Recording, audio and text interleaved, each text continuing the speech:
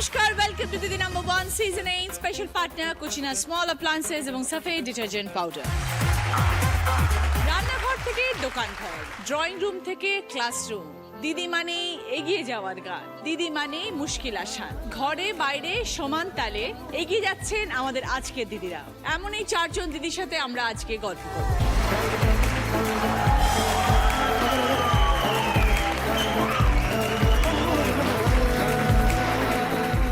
সকলের সাথে আমরা পরিচয় করব। কবিতা ঘোষ। নমস্কার দিদি, আমি ঘাটাল পশ্চিম মেদিনীপুর থেকে এসেছি।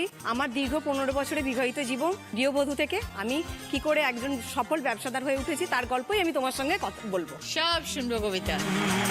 উজ্জ্বলা ঘোষ। নমস্কার দিদি, আমি নদিয়ার বেথরাডাউরি থেকে এসেছি। আমি ফলের ব্যবসা করি।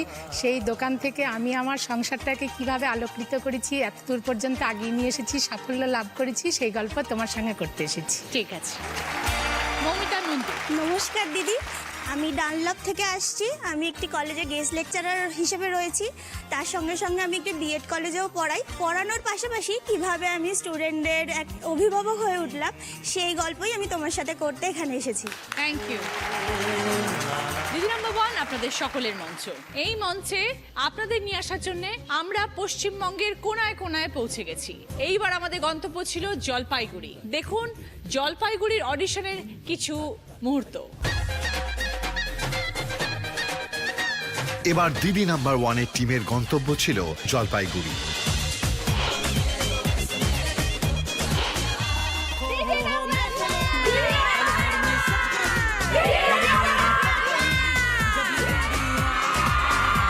অডিশনে দিদিদের মধ্যে ছিল দারুণ উৎসাহ, ছিল ব্যাপক ভিড়। দেখা যাক জলপাইগুড়ি থেকে আজ কোন দিদি আসছে দিদি নাম্বার 1-এ।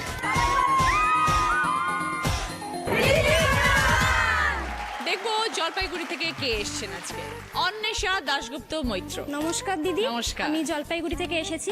আমি একজন মেডিকেল রিপ্রেজেন্টেটিভ। সব মেয়ের মতনই আমারও একটা জীবন, কিন্তু শুরুটা অতটা মসৃণ ছিল না। সেই গল্পই আমি আজ তোমার সাথে করব।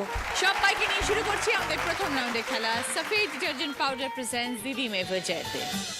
এই রাউন্ডে যিনি হাই স্কোর হবেন তিনি পেয়ে যাবেন সাফেদ ডিটারজেন্ট পাউডার তরফ থেকে গিফট হ্যাম্পার। আগে আমরা একটু কথা বলবো কবিতাদির সাথে। একজন সফল ব্যবসায়ী, ঘাটাল থেকে এসছো। হ্যাঁ, কিসের ব্যবসা তোমার? আমার মোবাইল দোকান আছে। কত বছর হয়ে গেল? 15 বছর। গৃহবধূ থেকে ব্যবসাদার কি করে হয়ে গেলে?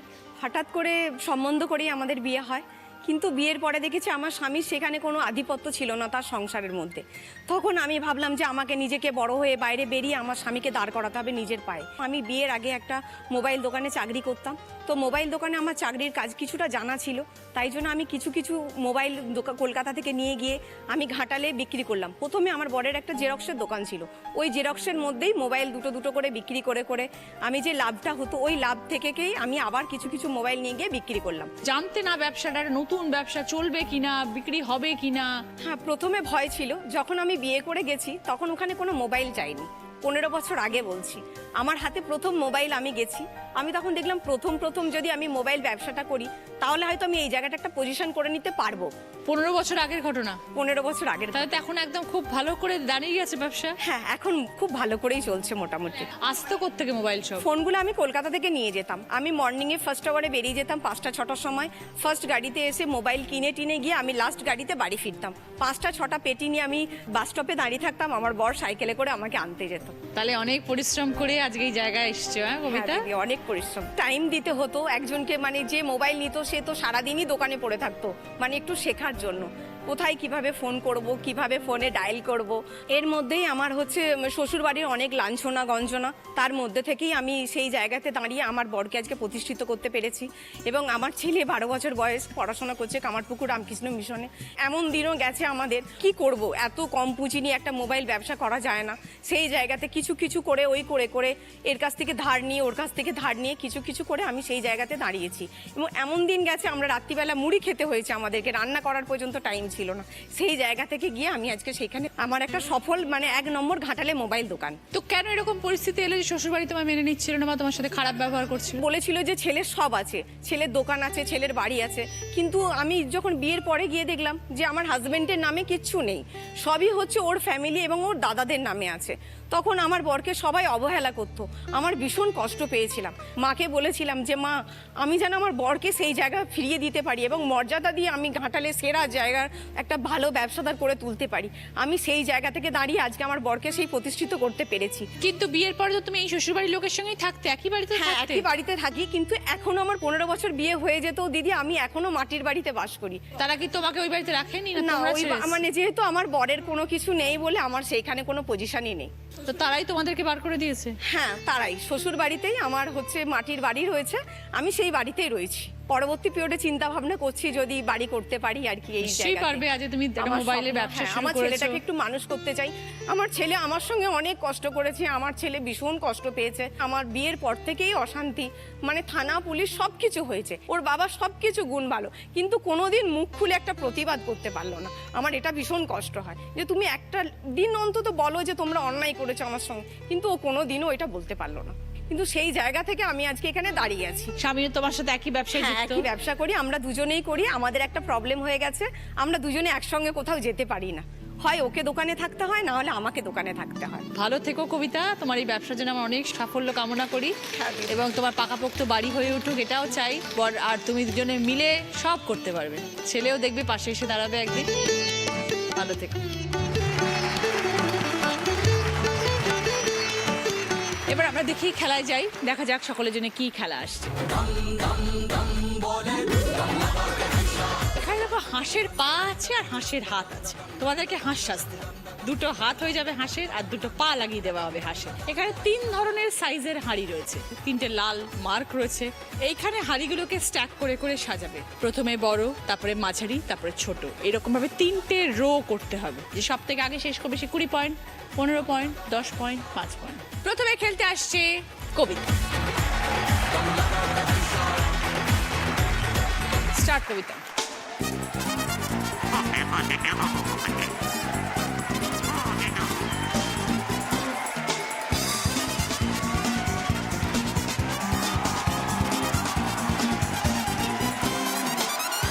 ভেরি গুড, চলো চলো চলো, ফাস্ট।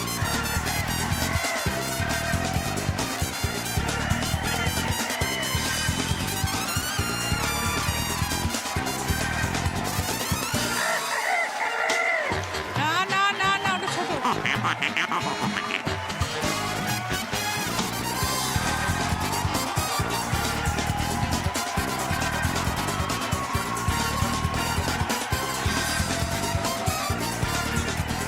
সাবধান।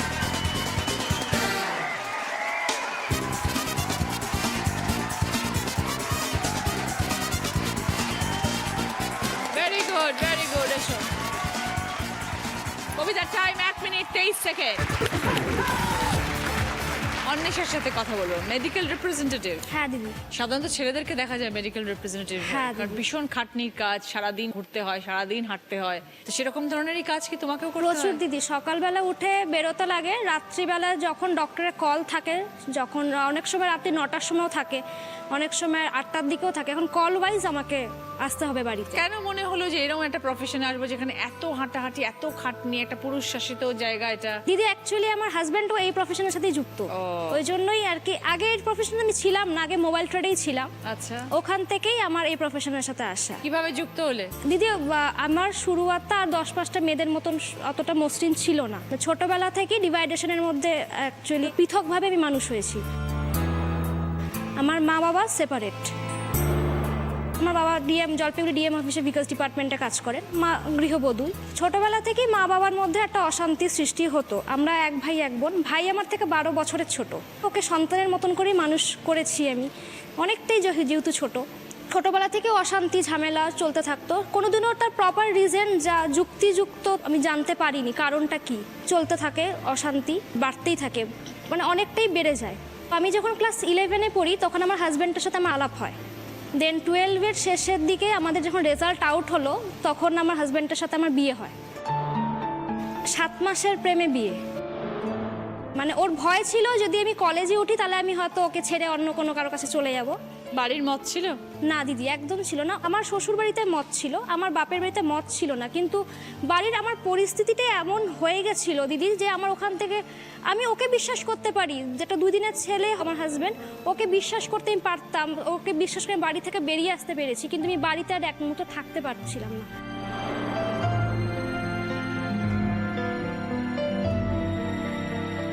আমার দম বন্ধ হয়ে আসতো, এত অশান্তির মধ্যে দিদি থাকা যায় না। মোটামুটি বিয়ের পরই আমার মা বাবা সেপারেট হয়ে গেল। তার প্রপার রিজনটা আমি জানতে পারলাম আমার বাবার কাছ থেকে, যেহেতু আমার বিয়ে হয়ে গেছে তখন পরিষ্কারই বললো আমার মার এক্সট্রা ম্যারিটাল অ্যাফেয়ার ছিল, আর সেটা ট্রুথ। আজ সব আছে দিদি, আমার শ্বশুরবাড়ির লোক যথেষ্ট সাপোর্ট করেছে আমাকে। যখন আমরা বিয়ে করি তখন আমাদের সেম এজ, কোনো রকম কোনো কাজ করতাম না আমরা। ওখান থেকে গ্র্যাজুয়েশন থেকে জব, সবটাই আমার শ্বশুরমশাই এর সাপোর্টে। আমার শ্বশুরমশাই ছাড়া আর একজন আমার পিসি শাশুড়ি আছে, সে ছাড়া সম্ভব ছিল না। মা এরকম কেমন ডিভোর্সি ঘরের মেয়ে কেমন হবে, কিন্তু আমার শ্বশুরবাড়ি থেকে কোনোদিনও সেই আজটা আসেনি। আজকেও সকাল 9টার দিকে আমি বেরিয়ে যাই, রাত্রিবেলায় কখন ঢুকিয়ে ঠিক নেই, কাজের উপর ডিপেন্ড করে দিদি। কিন্তু কোনোদিনও শ্বশুরবাড়ির থেকে আমার মানে আসেনি কথাটা যে যাবা না, করবা না, এটা খাবা না, পরবা না। বরঞ্চ আমি বাপের বাড়ির থেকে শ্বশুরবাড়িতে সুখে আছি, ভালো আছি। খুব ভালো। শুধু একটাই দুঃখ দিদি যে আমার জীবনে মা জায়গাটা নেই, আমার জীবনে মা ডাকটা আসে না। যখন খুব কষ্ট হয় দিদি, এই জিনিসটাই খুব কষ্ট হয়। কিন্তু হ্যাঁ, শাশুড়ি মা থাকাতেই হয়তো অভাবটা কিছুটা কমেছে, কিন্তু মার জায়গাটা আমি দিতে পারিনি আজ অব্দি কাউকে। তো এখন এই কাজের সাথে যুক্ত আছো, দুজনেই সকাল থেকে রাত অবধি খেটে যাচ্ছে। হ্যাঁ দিদি। পরিবারের লোকজন তোমার মেনে নিয়েছে হাজবেন্ডকে? বাবা এখন ভীষণ ভালোবাসে আমার হাজব্যান্ডকে, কারণ ওর কোনো রকম কোনো বাজে রেকর্ড নেই, কোনো রকম নেশা ভাঙ কোনো কিচ্ছু নেই। শুধু ও একটু গেম খেলতে পছন্দ করে মোবাইলে, আর কোনো রকম ওর বাজে নেশা নেই। তাই না বাবা মেনে নিয়েছে এখন। খুব ভালো থেকো অন্বেষা। Thank you. কতদিন হলো বিয়ে হয়েছে? 5 বছর দিদি। আগামী দিনগুলোর জন্য আমার অনেক শুভেচ্ছা রইল তোমাকে।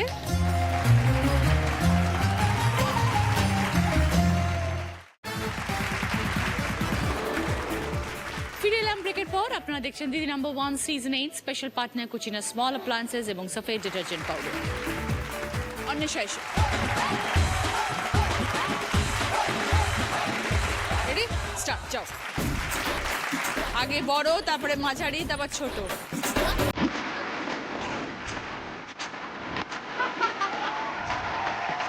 ভেরি গুড, মাঝারিটা দাও।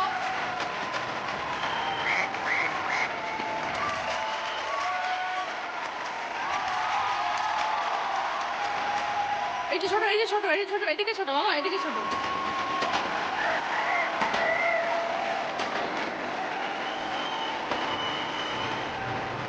বড় বড় বড় বড় বড়।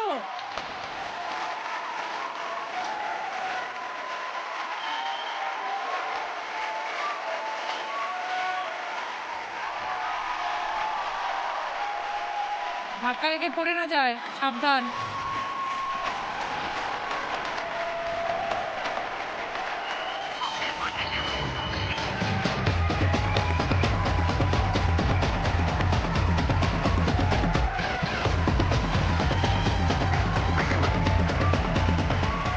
আগেরটা এরকম বেঁকিয়ে রাখলে ওপরটা রাখতে পারবে। ব্যালেন্স করে সোজা করো। হ্যাঁ ঠিক আছে, রাস্তা থেকে চলে এসো। Anwesha time 1 minute 52 second. Ujjwala, হ্যাঁ, দিদি। ফলের ব্যবসা করো? হ্যাঁ দিদি। সারাদিন ফল খাও? যাদের যেটা থাকে সেটা তো কমই খায় খায় না বললে সারাক্ষণ ফল দেখে বোধহয় ইচ্ছে করে না তখন, না? ওইটাই। কি কি ফল বিক্রি করো? আপেল থাকে, আঙুর থাকে, বেদানা, তারপরে কমলা লেবু, যেই মোসাম্বি। সময় যেই ফল। হ্যাঁ সেটা থাকে, আর অক্সিজেনের ফলও রাখতে হয়, যেহেতু আমার দোকানটাও হসপিটালের কাছে। মানে আমার হসপিটালে ভেবেচিন্তে ওখানেই করেছো না, রোগীরা ফল খায়। রোগীরা ফল খায়, আমার দোকান কোনো সময় বন্ধ হয় না। Very good. সকাল 8টায় খুলি, রাত 10:30 পর্যন্ত চলে। খুব ভালো। কিন্তু দোকানটা এত দূর নিয়ে এসেছি, তার পিছনে তো অনেক। শুরু হলো কিভাবে? বাবা মায়ের কাছে লেখাপড়া শিখে জীবন আমাদের ভালোই গেছে। আমি যখন মাধ্যমিকে টেস্ট দিই তখন আমার বিয়ে ঠিক হয়। তখন আমার বয়সটা অল্প, কিন্তু যেহেতু আমরা পরপর 3 বোন, ওই জন্য তাড়াতাড়ি করে বিয়ে দিতে পারলে মা যেন বাঁচে। বিয়েটা হয়ে গিয়ে দেখছি যে আমার স্বামী একদম পুরো বেকার, কিন্তু জমি জায়গা আছে। একদম প্রত্যন্ত গ্রাম, বন্যা হয় যে বাঁধ ভেঙে, জগৎখালির বাঁধ, সেই বাঁধের পাশে আমার শ্বশুর বাড়ি। যাই হোক গেলাম, শ্বশুর আমার একটা ননদের বিয়ে দিয়েছিল ধার দেনা করে। শ্বশুর বলেছিল আমার স্বামীকে যে তুই বেকার ছেলে, বিয়ে কর, যে টাকাটা তুই পাবি ওই টাকা ভোর তোকে জমি দিয়ে দেবো, তারপরে যা জমি থাকবে সবার মধ্যে ভাগ হবে। এবার সেই শর্তে এও দেখেছে আমি বেকার, 2বার চাকরি হয়েছে কিন্তু আমার শ্বশুর যেতে দেয়নি। এইবার যখন আমার বিয়ের 3 মাস বয়স হয় তখন আমার স্বামী বলে যে বাবা তুমি তো আমাকে জমি দেবো বলেছিলে, তাহলে জমিটা আমাকে দাও। এইবার শ্বশুর যখন রাজি হয় যে হ্যাঁ তোকে অতটা জমি দেবো না, তখন জমির 20,000 টাকা বিঘে। এবার আমার বাবা তখনকার দিনে 80,000 টাকা দিয়েছে, তাহলে আমি 4 বিঘা জমি পাই। তা এবার শ্বশুর বলছে যে আমি অতটা দেবো না, তোকে 2 বিঘা জমি দেবো। তা আমাকে আমার স্বামী জিজ্ঞাসা করছে যে বাবা তো এই কথা বলছে, তুমি কি করবে? আমি বললাম যে দেখো বাবা তো বটে, যা দেয় তুমি তাই নাও, সব ঠিকঠাক, আমাকে 2 বিঘা জমি আমার নামে দেবে, যেহেতু আমার বাবার বাড়ির টাকা। যেদিনকে রেজিস্ট্রি করতে টাউনে আসতে হবে তখন আমার ভাসুর আর দেওর বাদ সাজলো, বললো নাকি যে তুই টাকা এক জায়গায় ছিলিস, ওরা তখন পৃথক, কোথা থেকে জোগাড় করেছিস আমার জানার দরকার নেই, আমি জানি তুই বাবার কাছে ছিলিস, ওই টাকা সব বাবার, তাহলে 2 বিঘা জমি তোকে দেওয়া যাবে না। ওদের এই ভাই ভাইয়ের অশান্তি চলতে থাকলো। একদিনকে তারপরে আমার স্বামী বলছে বাবা আমার 6 মাস বিয়ে হয়ে গেল, আমার তো হাতে পয়সা করি কিছুই নেই। বলে কি তোর ব্যাপার তুই বুঝে নে। এইবারে ও তখন ইয়ং ছেলে একটু রেগে গেল যে তুমি আমার এত কিছু করে দেবো বললে, তাহলে এখন তো দিচ্ছ না, তাহলে আমি কি করি? তারপরে এই নিয়ে অশান্তি হয়ে শ্বশুর আর আমাদেরকে বাড়িতে রাখবে না, মানে আলাদা করে দিল। এবারে তখন মানে আশ্বিন মাস, বাড়ি থেকে বেরোতেই হবে, মানে এমন পজিশন, মানে শ্বশুর ভাসুর আর দেওর একদিকে হয়ে গেল, এবার আমার স্বামী একা। আর আমার তখন বয়সটা হালকা বলে আমি সে ভয়ে এক কোনায় বসে আছি। আমার স্বামী তখন বলছে আমি আর কি বলবো, এখন বলতে গেলে তো মারামারি লেগে যাবে। সকাল তখন মনে হয় 6:30 কি 7টা বড় জোর এরকম হবে। আমার স্বামী তখন আমাকে বাড়িতে যে শাড়িটা পরে সেই শাড়িটা পরেছিলাম, আমাকে টানতে টানতে বাড়ি থেকে বের করে নিয়ে চলে এলো। নিয়ে আসার পরে জমির যে আল আছে ওই আলে 1.5 ঘন্টা হেঁটেছি সকালবেলা। হাঁটার পরে একটা সড়ক পাই, সেই সড়কটাই তখন আমার কানের দুল ছিল, সেই কানের দুল একটা স্যাগরার দোকানে বন্ধক দিয়ে 300 টাকা পাই তখনকার দিনে, আজ থেকে 18 বছর আগেকার কথা। সেই 300 টাকা দিয়ে গাড়ি ভাড়া দিয়ে আমি আমার বাবা মায়ের বাড়িতে উঠি। থাকলাম মাসখানেক, কিন্তু শ্বশুর বাড়ি থেকে কেউ আর খোঁজ করলো না, যে ভুলভ্রান্তি জারি হোক বাড়ি চল, কেউ বললো না। তখন আবার বাবার বাড়িতে থাকিয়ে দিয়ে আমাকে বাবা ভরি 4-5 সোনার গহনা দিয়েছিলেন, সেই সোনার গহনাটা বেচে একটা রেল লাইনের ধারে আমাকে একটা দোকান করে দেয়। তোমার বাবা? আমার বাবা আর কিছু টাকা দেয়, আর আমার ওই সোনার গহনাটা 20,000 টাকায় বিক্রি হয়েছিল, তখন 5,000 টাকা সোনার ভরি। এবার ওই দোকানটাতে আমি আমার বর দোকানটা চালায়। এবারে আমরা 4 ভাই বোন, ওই জন্য একই ঘরে থাকার অসুবিধা, মা আছে বাবা আছে, ওই জন্য আমাদের বাড়ির পিছনে আমার বাবা আমাকে একটা পাটকাঠির বেড়া দিয়ে ঘর করে দেয়।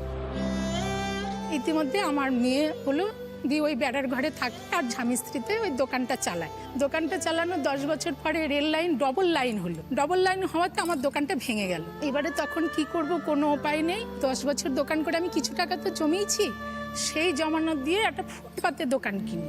করতে করতে ওই সামনে একটা জেলা পরিষদ থেকে মার্কেট হয়েছে, সেই মার্কেট থেকে আমাকে একটা দোকান দিয়েছে। সেই দোকানটায় এখন আমি ফলের দোকানটা মানে চালাচ্ছি। আমার এমন দিন গেছে, আমার মেয়েটা ছোট, আমি যখন দোকানে থাকতাম আমার পাশের বাড়ির বা পাড়ার লোকেরা যখন কেউ গেটে আসতো তখন সবাই বলতো যে উজ্জ্বল তুই তাড়াতাড়ি বাড়ি যা, তোর মেয়ের গলা শুকিয়ে গেল, মানে দুধ আমি ছুটতে ছুটতে বাড়ি যেতাম আমার মেয়ের জন্য।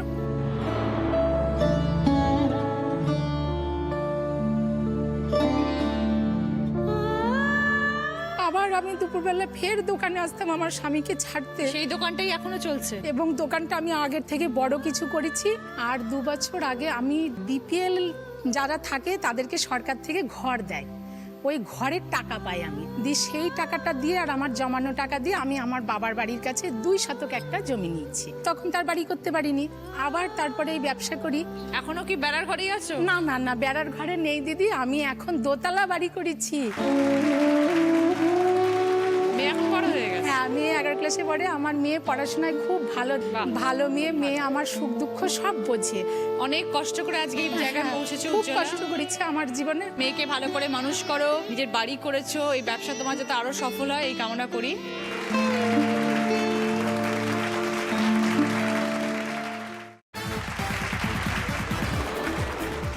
ফিরে এলাম ব্রেকের পর। আপনারা আপনারা দেখছেন Didi number 1 season 8 special partner Kutchina small appliances এবং সফেদ ডিটারজেন্ট পাউডার। এবার খেলতে আসছে উজ্জ্বলা। যাও উজ্জ্বলা, স্টার্ট, তাড়াতাড়ি করো, দৌড়াও দৌড়াও দৌড়াও, চলো চলো চলো চলো, পাস। আয় ভগবান,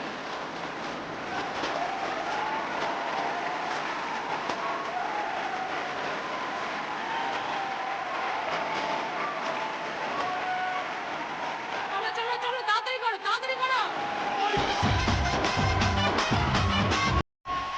পাস পাস পাস পাস, ওটা না ওটা না ওটা না, মাঝারি না।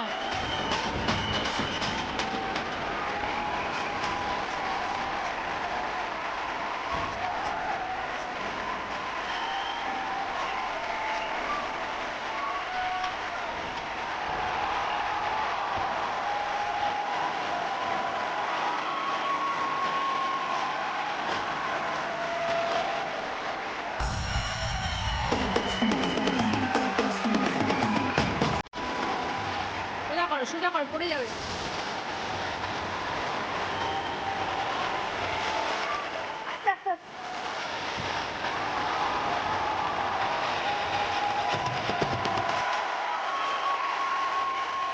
এটা তোলো।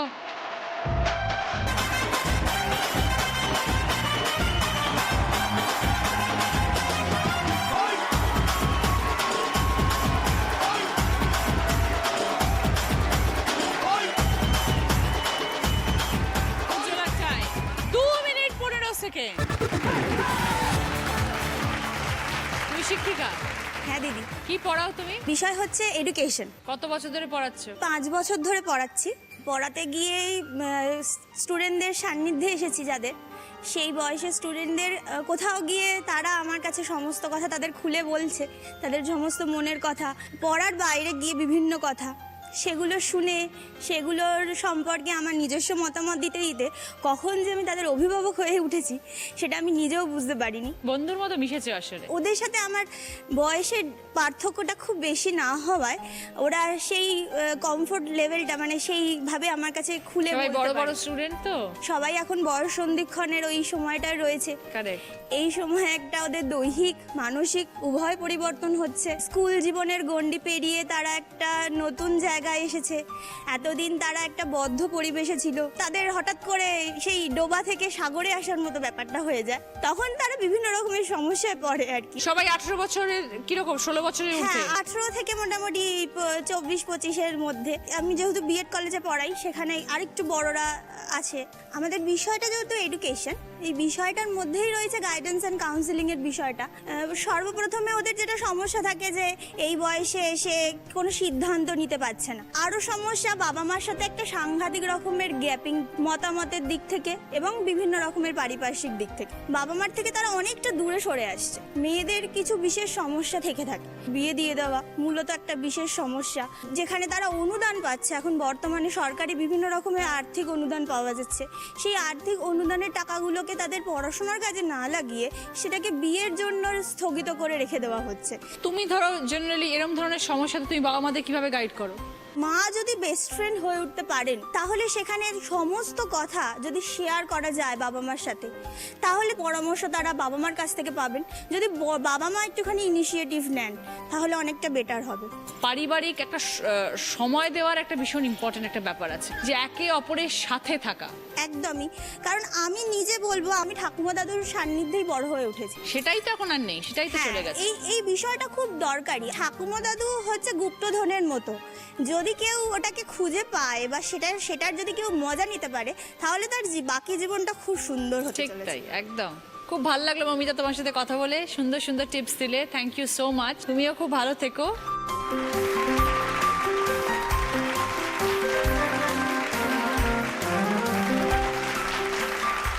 স্টার্ট।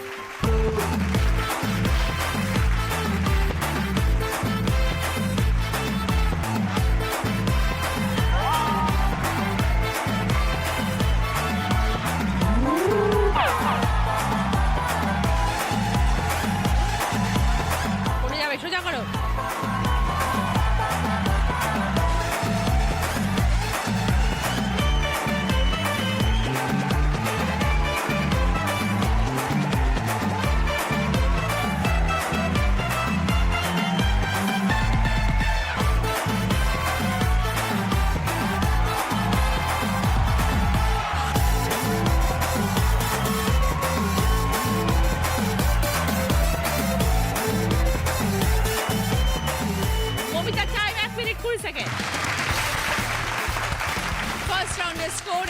ফার্স্ট পজিশনে আছে মৌমিতা 20 পয়েন্টস, সেকেন্ড পজিশনে আছে কবিতা 15 পয়েন্টস, থার্ড পজিশনে আছে অন্বেষা 10 পয়েন্টস, ফোর্থ পজিশনে আছে উজ্জ্বলা 5 পয়েন্টস। এখানে গিফট আছে হচ্ছে sofa, toaster, rice cooker, juicer, Pushpa ফার্নিচারের তরফ থেকে ড্রেসিং টেবিল, পুষ্পা ফার্নিচার যত্নে থাকুক সবকিছু। মৌমিতার পছন্দ সোফা, কবিতার পছন্দ জুসার, অন্বেষার পছন্দ টোস্টার, উজ্জ্বলার পছন্দ পুষ্পা ফার্নিচারের তরফ থেকে ড্রেসিং টেবিল।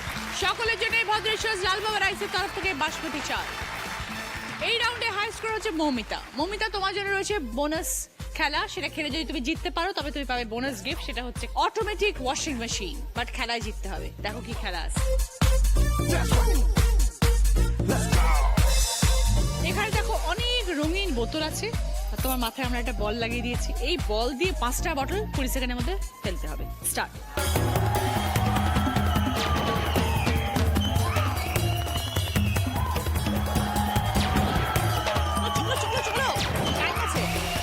ভেরি গুড, তিনটে হয়েছে, কাম অন। চারটে।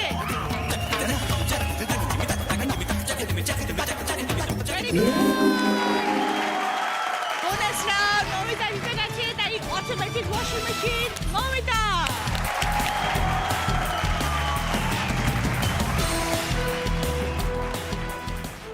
শুরু করছি আমাদের second round. Kutchina small appliances presents হয় তুমি নয়া। আজকের আমাদের স্পেশাল গেস্ট সুদয় এবং শুভশ্রী। প্রথম প্রশ্ন সঠিক উত্তর দিলে গিফট পাবে সানকুইকের তরফ থেকে প্রেসার কুকার। অনেকগুলো শব্দ রয়েছে, তার মধ্যে থেকে কিছু শব্দ নিয়ে একটা লাইন গানের বলতে হবে। বলো উজ্জ্বলা। যদি হই চোর কাটার শাড়ির ভাজি। 5 পয়েন্টস উজ্জ্বলা। সঙ্গে সানকুইকের তরফ থেকে প্রেসার কুকার কুকওয়্যার। যদি হই চোর কাটা ওই শাড়ির ভাজে, দুষ্টু যে হয় এমন কাজ তো তারই সাজে। যদি হই কাকন তোমার ওই হাতে, ঋণী ঝিনি বাজবো আমি দিনে রাতে।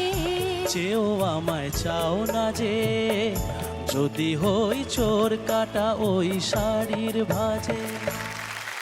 সেকেন্ড প্রশ্ন সঠিক উত্তর দিলে গিফট পাবে শ্রীজি কালেকশনের তরফ থেকে গোল্ড প্লেটেড জুয়েলারি সেট।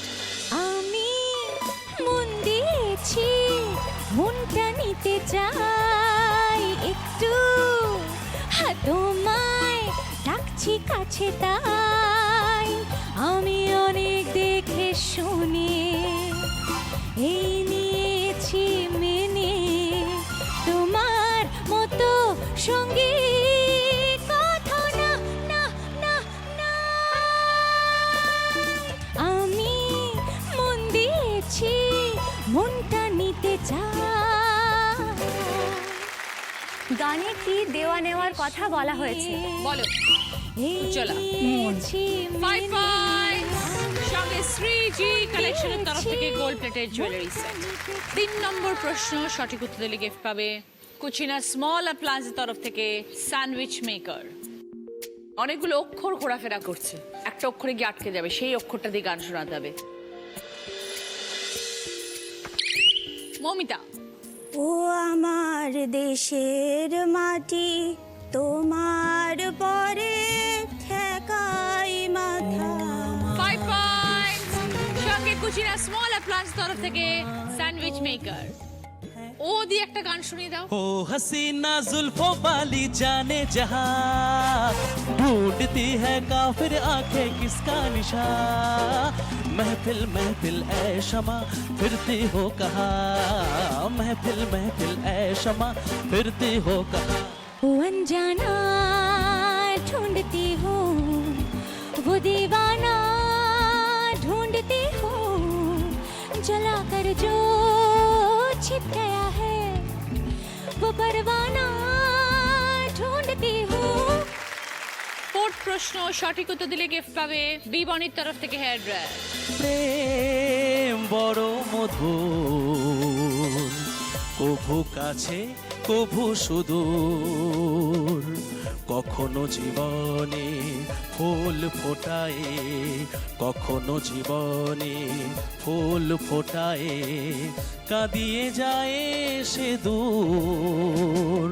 প্রেম বড় মধুর, কভু কাছে কভু সুদূর। গানের কথা অনুযায়ী প্রেম কেমন? বলো ফুল ফোটায়। উজ্জ্বলা। বড় মধুর। 5 পয়েন্ট, সঙ্গে গিফট হচ্ছে বিবনির তরফ থেকে হেয়ার ড্রায়ার। শেষ প্রশ্ন সঠিক উত্তর দিলে গিফট পাবে এক বয়লার। तू प्रेमी आहा मैं प्रेमी आहा, तू राजी आहा मैं राजी आहा, फिर क्या डैडी क्या अम्मा, एक तू बस तू ही प्यार के काबिल, सारा जहां निकम्मा। तम्मा तम्मा लोगे तम्मा तम्मा लोगे तम्मा तम्मा तम्मा लोगे तम्मा तम्मा लोगे तम्मा। গানে দুটি সম্পর্কের নাম উল্লেখ আছে, সে দুটি কি বলতো? বলো কবিতা। ড্যাডি আম্মা মানে বাবা মার কথা বলা হয়েছে। একদম কারেক্ট। 5 পয়েন্ট, সঙ্গে এক বয়লার। बस तू ही 5টা প্রশ্ন শেষ, এই রাউন্ডের খেলাও শেষ। থ্যাংক ইউ তোমাদের দুজনকে।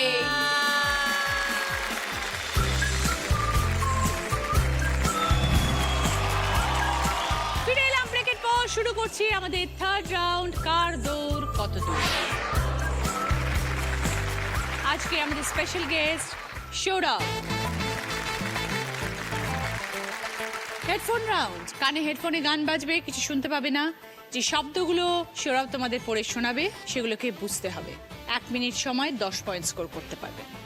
কবিতা, হেডফোন পড়ো।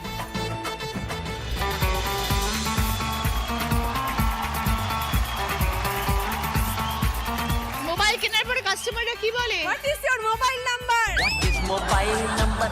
What is your smile number? Can we have private party? Start. What is your private sim sim आती है darling? সিম। राइट। जाती है आती जाती लाजुक लाजुक লালটুস। 3 নম্বর। Tower tower. 4 নম্বর। Xerox xerox. রাইট। 5 নম্বর। পাতা পাতা মাথা। পাতা পাতা। পাতা রাইট। লাজুক লাজুক। লাটুস। Tower tower. 3টে পেরেছো, 6 পয়েন্ট। 2টো পারোনি, শুনে নাও। একটা ছিল লাজুক আর একটা টাওয়ার।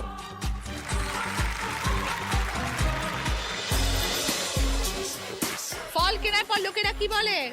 पैसा पैसा करते हो तो पैसे के मरते हो।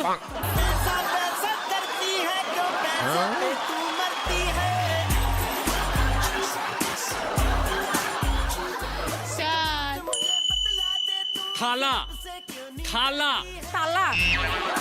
থালা থালা থালা তালা তালা। থালা। সেকেন্ড, নাশপাতি নাশপাতি नाशपाती नाशपाती। রাইট। থার্ড, জমি জমি। सफेदा।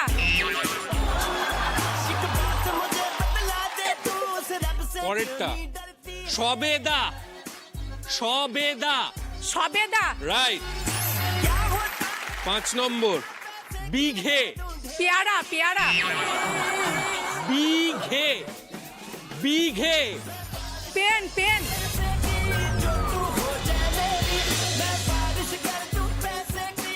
দুটো পেরেছো, দুটোই ফলের নাম পেরেছো, বাকিগুলো একটা পারো। 4 পয়েন্টস। যেগুলো পারোনি শোনো। থালা, নাশপাতি, জমি, সবেদা, বিঘে। স্টুডেন্টরা যখন কাউন্সিলিং করতে আসে কি বলো? এবিসিডি পারলি বহুত। চার, ছোটবেলা ছোটবেলা ছোটবেলা। রাইট। স্বপ্ন স্বপ্ন স্বপ্ন। রাইট। 3 নম্বর, হাঁড়ি। হাসি। 4 নম্বর, গরম গরম কদম, গরম গরম খরম, খরম, 5 নম্বর বংশ ভদ্র, বংশ বংশ হাঁড়ি আই, হাঁড়ি হাঁড়ি আসছি, দুটো পেরেছো, 4 পয়েন্ট, যেগুলো পারোনি শোনো। হাঁড়ি হাড়ি, গরম গরম, বংশ।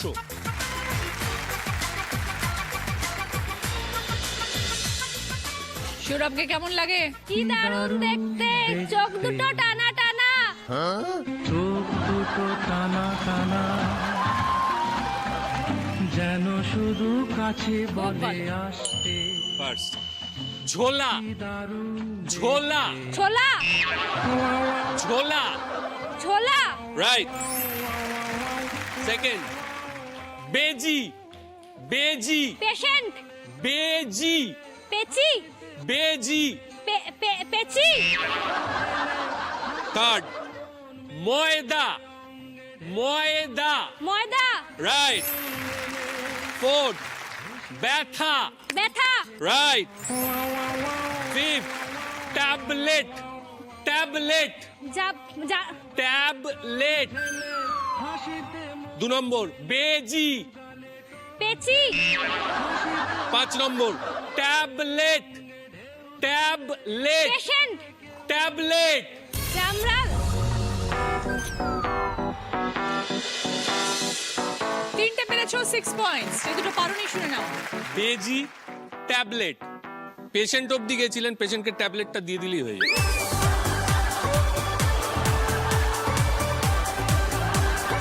Sourav, thank you so much. সৌরভের জন্য একটা জোরে হাততালি।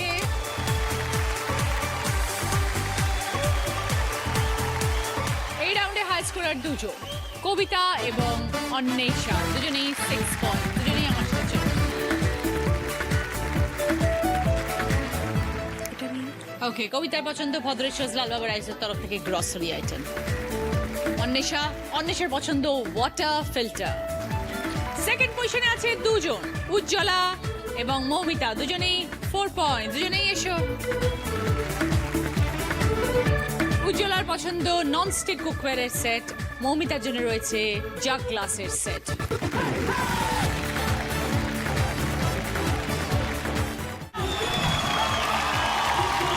ফিরে এলাম ব্রেকের পর, শুরু করছি আমাদের শেষ রাউন্ড, বুদ্ধিতে বাজিমাত।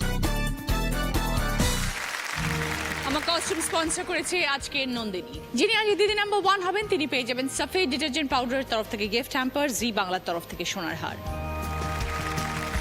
প্রথম প্রশ্ন, সঠিক উত্তর দিলে গিফট পাবে এয়ার ফ্রায়ার। দানা, সদা, চারা, একটা অক্ষর যোগ করলে আমরা 3টে অর্থপূর্ণ শব্দ পাবো। অক্ষরটা আগেও যোগ করতে পারো, মাঝেও পিছিয়েও।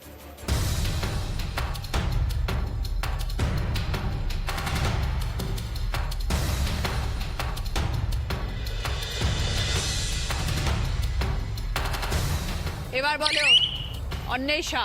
বে, বে বলো। বেদানা, নিচেরটা বেচারা, মধ্যিখানেরটা কি হবে? সবেদা। 20 পয়েন্টস, সঙ্গে এয়ার ফ্রায়ার। সেকেন্ড প্রশ্ন, সঠিক উত্তর দিলে গিফট পাবে ইলেকট্রিক গ্রিলার।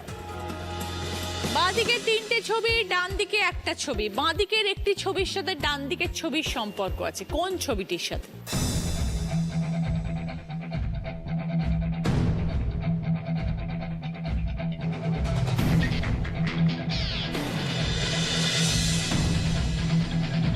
এবার বলো উজ্জ্বলা। আঙুল ফুলে কলা গাছ। 20 পয়েন্টস, সঙ্গে ইলেকট্রিক গ্রিলার। থার্ড প্রশ্ন, সঠিক উত্তর দিলে গিফট পাবে জি বাংলা প্রাপ্তির তরফ থেকে শাড়ি। ঘুরে বেড়ানোর কথা জানি, পায়ের তলায় রাখা, ভালো করে খুঁজে দেখো, তেনাদের পাবে দেখা।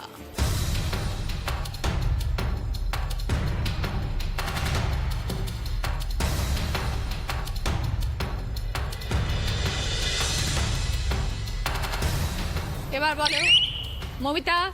পায়ের তলায় সর্ষে বলা হয়, আর সর্ষের ভেতর ভূত আমরা বলে থাকি, যে সর্ষের ভেতরই ভূত থাকে। তাহলে উত্তরটা কি? সর্ষে। দেখে নি। Right answer, 20 points. সঙ্গে জি বাংলা প্রাপ্তির তরফ থেকে শাড়ি। 4 নম্বর প্রশ্ন, সঠিক উত্তর দিলে গিফট পাবে মিক্সার গ্রাইন্ডার। পাশাপাশি ক্লু, দুটি মাছ পর পর কথা বলা চাপা স্বর। উপর নিচের ক্লু, শেষ ভাগে পতি এলে জলাশয় তুমি পেলে।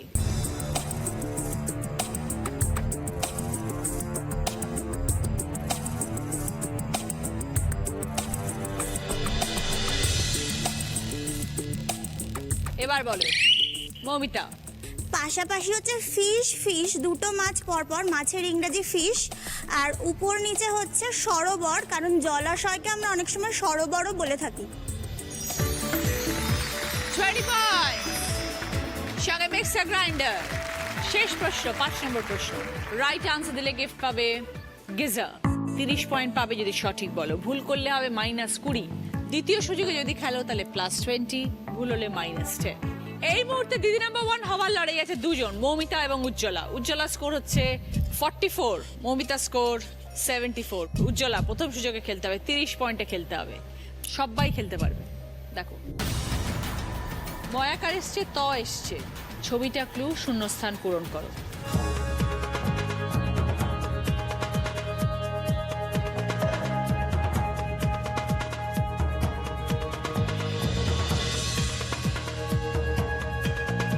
এবার বলো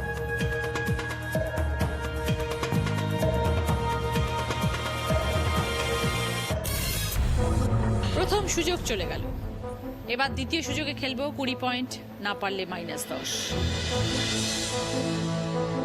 এ এলো আর 29 এলো, দুটো অক্ষর যোগ হলো। এবার বলো, বলো মমিতা। এক মাঘে শীত যায় না। Right answer, 20 points. সঙ্গে গিজার। শেষ প্রশ্নের উত্তর দিয়ে আজকের দিদি নাম্বার 1 হয়েছে মৌমিতা নন্দী, 94 পয়েন্টস। মৌমিতা, এবার তোমার জন্য রয়েছে জ্যাকপট রাউন্ড, যেটা খেলে জিততে পারলে পাবে জি বাংলা এবং সিম্পল গোল্ড অ্যান্ড ডায়মন্ডসের তরফ থেকে সোনার গিফট। সময় শুরু হচ্ছে এখন, স্টার্ট। কালোজাম, চানাচুর, জমকালো, চুরমুর, মুড়িঘণ্ট। মুড়িঘণ্ট, চুরমুর, জমকালো, কালোজাম,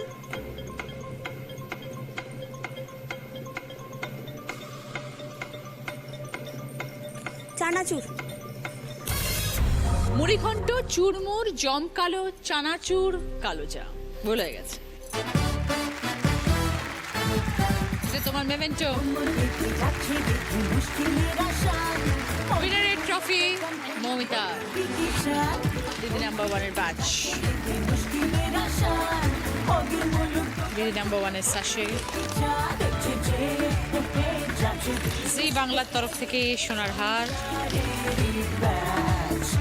সকলের জন্য টাচ বেকের তরফ থেকে কুকিজ এবং কেকস, বাঞ্ছারামের তরফ থেকে মিষ্টির গিফট হ্যাম্পার। মিষ্টি মানেই বাঞ্ছারাম।